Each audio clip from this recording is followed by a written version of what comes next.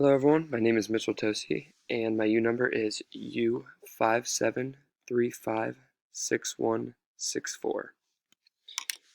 This is my Tableau presentation for the USF Supply Chain Management Capstone course, where I break down a large data set of data from the FIFA video game, and I look for trends and takeaways and correlations within the data set.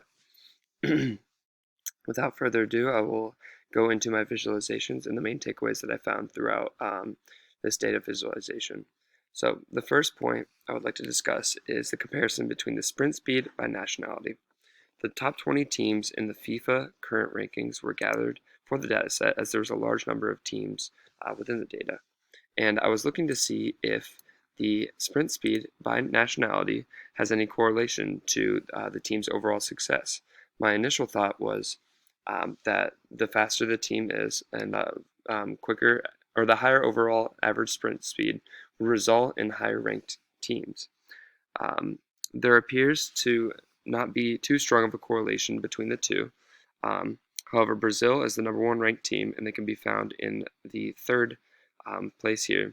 However, Senegal, although despite being the quickest team out of the 20 teams that were drawn selected from the data by nationality, Senegal is ranked 18th out of all the teams. So there appears to be no correlation between my initial assumption that sprint speed leads to a higher ranked nationality of team. The data can also be interacted with, as we have a filter that can include countries depending on what you'd like to look at. That's the first takeaway of my data set. The second takeaway is the average shot power to overall nationality.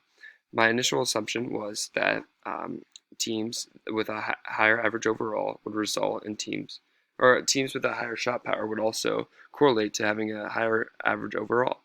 As you can see here, this remains true, as again with the top 20 teams with current rankings of 2022, it appears that these 8 teams all have a higher shot power, while the average overall tends to be higher.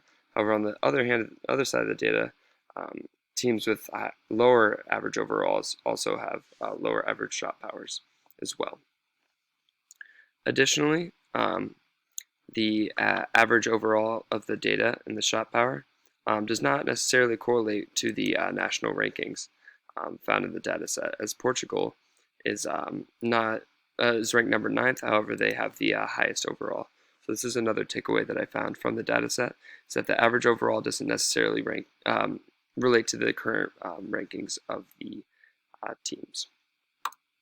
Another interesting takeaway regarding the attributes of the players found in the FIFA dataset is that I was looking for the average height. Once again, the data is customizable, but I was looking to see the correlation between the heights of the players and the interceptions as well to find the optimal range or the most interceptions by height for our players. So despite this outlier found in the data set, when you select this outlier, you can single out the data, and you can see that 5'2" it tends to have a high number of average interceptions. However, as the players get taller, up to around the 6 foot and 5'11" mark, the players tend to have more interceptions. So up to 6 foot, the taller the player, the more interceptions. However, the trend goes downward. As you can see, as the players get taller, they have less interceptions as well.